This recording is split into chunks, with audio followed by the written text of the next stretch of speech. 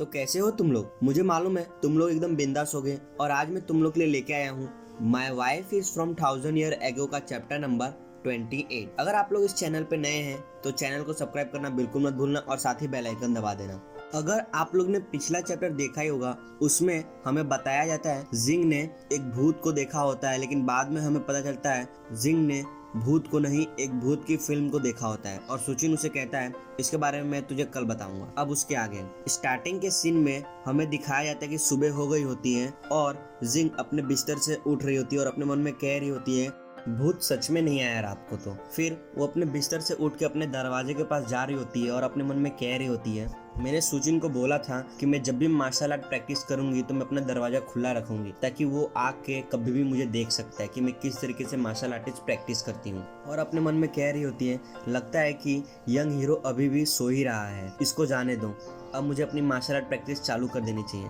Next scene में जिंग अपनी martial art practice कर रही होती है और अपने मन में कह रही होती है इस समय के दुनिया में मुझे अपने आप को ही बचाना होगा और मेरे को एकदम अच्छे से अपनी मार्शल आर्टिस्ट को ट्रेनिंग कंप्लीट करनी होगी। नेक्स्ट सीन में सुचिन उठ के अपने कमरे से बाहर निकल रहा होता है और जिंग को गुड मॉर्निंग कह रहा होता है और जिंग वहाँ पर सुचिन की बिल्ली को खाना खिला रही होती है और सुचिन को कह रही होती है हाँ गुड मॉर्निंग। नेक्स्ट सीन में सुचिन वहाँ से जा रहा होता है और अपने मन में कह रहा होता है लगता है कि सब कुछ एकदम सही दिशा में चल रहा है। अगर जिंग फिर से वो सब फालतू चीजें मेरे लैपटॉप से देखना चालू कर दी, उसके दिमाग में सिर्फ भूतिया और कुछ और अजीब अजीब चीजें उसके दिमाग में भर जाती, जिसकी वजह से वो कुछ भी कर सकती थी। अच्छा है कि वो अभी एकदम ठीक ठाक है और उसका दिमाग एकदम सही से काम करना है, वरना पुराने समय से आई है ये बात सारे लोगों को मालूम चल जाती। नेक्स्ट सीन में जिंग को दिखाया जाता है वो बहुत ही ज्यादा सुंदर लग रही होती है और मुस्कुरा भी रही होती है और सुचिन जिंग को देख के अपने मन में कह रहा होता है इतनी सुंदर और सबसे अच्छी लड़की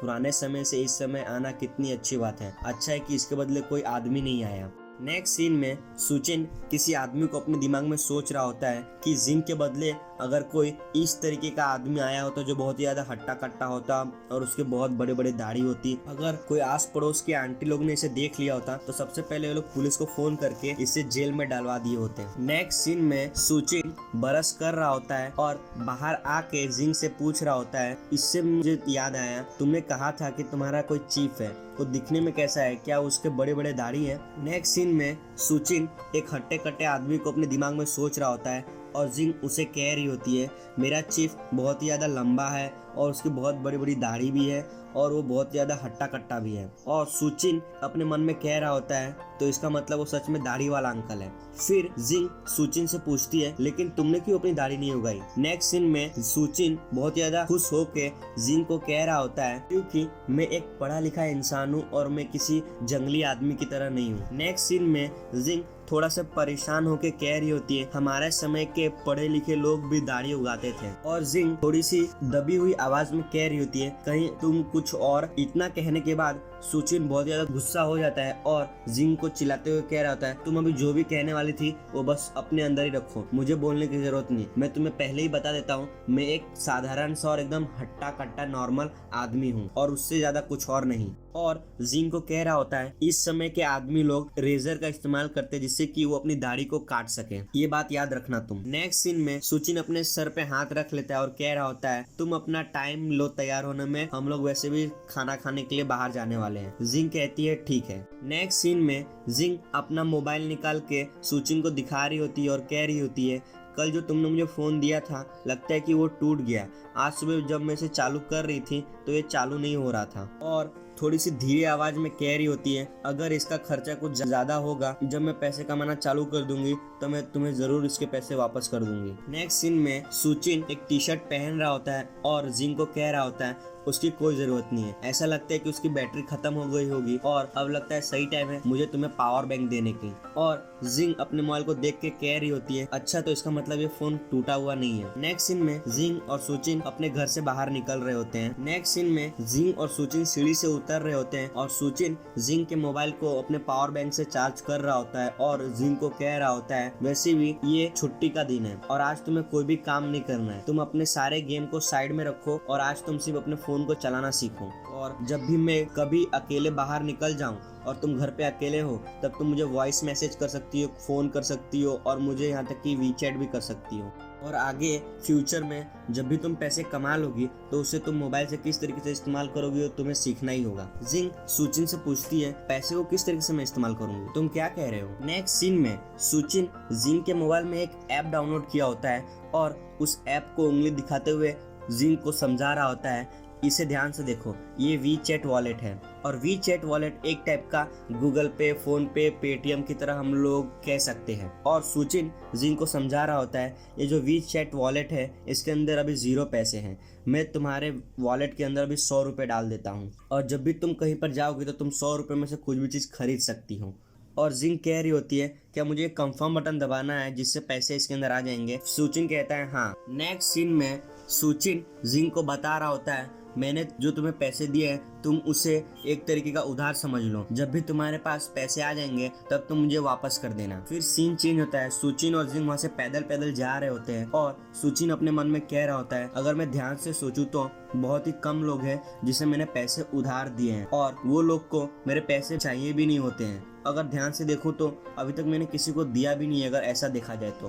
फिर सीन चेंज होता है और हमें सुची दिखाया जाता है, उसकी आंखें बहुत ज्यादा चमक रही होती है और जिंग को अंगूठा दिखा के कह रहा होता है ये मेरा पहली बार है, इसके लिए तुम इस पैसे को ध्यान से इस्तेमाल करना। और अपने मन में कह रहा होता है ये मेरा पहली बार है, अपने अलावा किसी और को पैसे उधार देना। जिंग कहती है तो फिर बहुत बहुत शुक्रिया यंग हीरो। फिर सीन चेंज होता है और हमें सुचिन के दोस्त क्वीन का सीन दिखाया जाता है जो अपना स्कूटर अपनी बिल्डिंग के नीचे पार्क कर रहा होता है और कोई गाना गुनगुना रहा होता है। और नेक्स्ट सीन में क्वीन अपने घर के अंदर आ जाता है, उसके अंदर उसके पापा सोफा पे बैठे हुए होते हैं और क्वीन अपना दरवाजा खोल के कह रहा होता है पापा मैं वापस आ गया, और कह रहा होता है मैं अपना काम फटाफट खत्म करके सीधा घर पे आया हूँ और वैसे मुझे बहुत ज्यादा भूख लग रही है, कुछ खाने के लिए घर पे रखा हुआ है कि नहीं। तभी क्वीन का पापा क्वीन को कहता है किचन के अंदर अभी भी खिचड़ी रखी हुई होगी, डोसा बना के उसके साथ खा सकते हो। नेक्स्ट सीन में क्वीन डोसा बना रहा होता है और उसका पापा क्वीन को कह रहा होता है आज तुमने कितना चोर पकड़े। नेक्स्ट सीन में क्वीन अपने किचन से बाहर निकल रहा होता है खाते हुए और अपने पापा को कह रहा होता है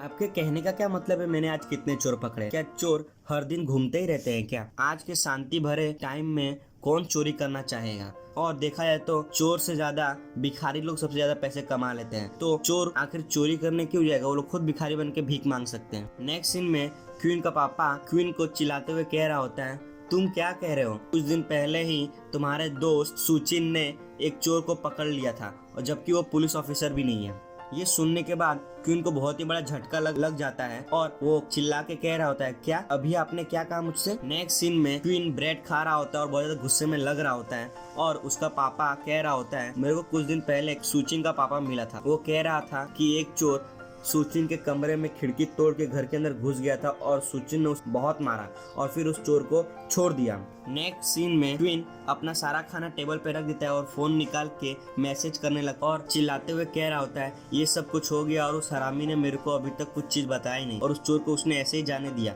जब वो मिलेगा तब मैं उसे अच्छी तरीके से बताऊंगा। मैं कितने दिनों से उस समय का इंतजार कर रहा था जब कोई चोर मेरे हाथों से पकड़ा जाएगा और मैं उसे पुलिस स्टेशन लेके जाऊंगा, लेकिन उस हरामी सुचिन ने चोर को पकड़ भी लिया और मेरे को ये बात बताई भी नहीं। मेरे हाथ से कितना बड़ा मौका चला गया, जब वो मुझे मिलेगा तब मैं उसे अच्छी तरीके से बताऊंगा। और वो तो पूरा दिन घर में ही पड़ा रहता है तो भी उसे एक चोर मिल गया, सिर्फ मेरे साथ ही भेदभाव क्यों हो रहा है। नेक्स्ट सीन में क्वीन बहुत ज्यादा गुस्से में लग रहा होता है और वो अपने मोबाइल में कुछ टाइप कर रहा होता है और चिल्ला के कह रहा होता है उसको जरा भी तमीज नहीं है कि किस तरीके से अपनी दोस्त की मदद की जाए और जब भी वो अगली बार मुझे मिलेगा तो मैं उसे इतनी बुरी तरीके से मारूंगा कि वो हमेशा याद रखेगा मुझे। नेक्स्ट सीन में क्वीन का पापा क्वीन को कह रहा होता है उस चोर को तो कितने दिन पहले ही सुचिन ने छोड़ दिया है, अब तुम किसका इंतजार कर रहे हो। और दूसरी बात उसके पास अब एक नई गर्लफ्रेंड भी है और वो उसके साथ अभी उस घर में रह भी रही है। ये सब क्वीन अपने मोबाइल में किसी को मैसेज करके ग्रुप चैट कर रहा होता है और उसमें से कोई एक आदमी कह रहा होता है, उस ग्रुप में से कोई एक कह रहा होता है सुचिन कितना लकी है, उसके पास एकदम अच्छा चेहरा भी है, लंबी हाइट भी है, कोई भी नई गर्लफ्रेंड मिल सकती है आराम से। नेक्स्ट सीन में क्वीन ये सब सुन के चौंक गया होता है और बोल रही है क्या आपने क्या बोला, अभी उसके पास एक नई गर्लफ्रेंड भी है। नेक्स्ट सीन में क्वीन का पापा क्वीन को कह रहा होता है तुम्हें तो मालूम ही है वो कितना अच्छा दिखता है, और दूसरी बात अच्छा दिखता है तो भी उसने एक नई गर्लफ्रेंड ढूंढने के लिए उसने अपनी मेहनत की, वो बाहर गया, वो ढूंढा अपने लिए एक नई गर्लफ्रेंड, और तुम क्या कर रहे हो। नेक्स्ट सीन में क्वीन ब्रेड खा रहा होता है और वो अपने पापा को कह रहा होता है मैं उतना जल्दी में नहीं हूँ, अभी अभी तो मैंने अपनी नौकरी ढूंढी है और गर्लफ्रेंड ढूंढना इतनी जल्दी भी क्या है। और क्वीन कह रहा होता है और वैसे भी मैं अभी तो ये सब काम कर रहा हूँ और जब भी मुझे कोई पुलिस स्टेशन से फोन आएगा तो मैं पूरा दिन घर से बाहर रहूंगा और पता नहीं मैं घर पे कब आऊंगा, हो भी सकता है कि मैं लेट भी आऊँ। इसके लिए गर्लफ्रेंड ढूंढने का कोई मतलब नहीं है। अगर मैं कोई गर्लफ्रेंड ढूंढूंगा तो मैं उससे सीधा शादी करूंगा, वरना अगर मैं कोई और लड़की के साथ रहूंगा तो हम दोनों का जल्दी ही ब्रेकअप हो जाएगा, जैसे कि सुचिन का पहले गर्लफ्रेंड के साथ हुआ था। नेक्स्ट सीन में क्वीन का पापा चिल्लाते हुए कह रहा होता है तुम्हारा कहने का क्या मतलब है, तुम्हें मालूम भी है तुम क्या कह रहे हो। क्वीन के पास अब दो गर्लफ्रेंड हो गई और तुम्हें मालूम है कि तुम्हें कोई गर्लफ्रेंड तो मिलने वाली है नहीं, तो तुम्हें मेहनत करनी चाहिए। पूरा दिन तो तुम उस सड़ी हुई गाड़ी में घूमते रहते हो, किस लिए। नेक्स्ट सीन में क्वीन हथकड़ी निकाल के अपने पापा को कह रहा होता है मैं उस गाड़ी में चोर को पकड़ने के लिए घूमता रहता हूँ। फिर ये सुनने के बाद क्वीन का पापा कहता है क्या तुमने अभी तक किसी चोर को पकड़ा क्या। ये सुनने के बाद क्वीन को दिल में बहुत बड़ा चोट लगता है और उसके मुंह से खून निकलने लगता है। नेक्स्ट सीन में क्वीन एकदम स्टाइल से पोज मार के हथकड़ी को हाथ में लेके कह रहा होता है वैसे भी चोर आजकल घूमते ही रहते हैं, कहीं ना कहीं तो मुझे मिल ही जाएगा और ये सब अलग बात, मैं गर्लफ्रेंड तभी बनाऊंगा जब मैं कोई बड़ा सा डिटेक्टिव बन जाऊँ तब, उसके बाद तो लड़कियां मेरे पास आराम से आती रहेगी। तभी क्वीन का पापा क्वीन को कहता है अगर तुम ये सब बोल रहे हो तो इसका मतलब तुम्हें कोई भी गर्लफ्रेंड अब मिलने वाली नहीं है। नेक्स्ट सीन में क्वीन अपने पापा को चिल्लाते हुए कह रहा होता है आपको मेरे पे भरोसा नहीं है, आपको क्या लगता है कि मैं अपने लिए गर्लफ्रेंड नहीं ढूंढ पाऊंगा। मुझ पे विश्वास करो या ना करो, एक दिन मैं सबसे सुंदर लड़की को आपके घर पे लाऊंगा और सारे पुलिस फोर्स एक साथ उसको लेके आएंगे इस घर के अंदर। नेक्स्ट सीन में क्वीन का पापा अपना चप्पल हाथ में लेके क्वीन को दिखा रहा होता है, कह रहा होता है तू घर पे किसी लड़की को लेके आएगा घंटा, तुझे क्या लगता है कोई भी लड़की तेरे साथ आना चाहिए और तू कह रहा है कि सबसे ज्यादा सुंदर लड़की हो तू इस घर पे लेके आएगा। पहली बात कोई भी सुंदर लड़की तेरे से घटिया इंसान के साथ तो रहना नहीं चाहती जो अभी तक किसी चोर को पकड़ा भी नहीं है। अगर तू किसी सुंदर लड़की को इस घर पे लेके आ गया ना तो मैं अपनी हार मान लूंगा तेरे सामने, ठीक है ना। नेक्स्ट सीन में क्वीन अपने आप को बचाते हुए कह रहा होता है लोग सही कहते हैं सबसे पहले लड़के को अपने लिए कोई काम धंधा ढूंढ के अपनी गोल को पूरा अचीव करना चाहिए, उसके बाद ही उसको लड़की और गर्लफ्रेंड के बारे में सोचना चाहिए। मैं सही कह रहा हूँ ना। नेक्स्ट सीन में क्वीन का पापा बहुत ज्यादा गुस्सा हो गया होता है और अपने चप्पल से क्वीन को मारने वाला ही होता है और चिल्ला के कह रहा होता है तू जो कह रहा है ना वो बहुत ही फालतू चीज कह रहा है, इसके बाद अगर तू एक भी शब्द कहा तो तेरे को हड्डियां तोड़ दूंगा, तू भाग किधर रहा है, तू रुक उधर ही रुक। और क्वीन वहां से भाग रहा होता है। यहाँ पर ये चैप्टर खत्म होता है। अब हम लोग अगली बार मिलेंगे my wife is from 1000 year ago chapter number 29 में। तब तक के लिए टाटा और बाय बाय।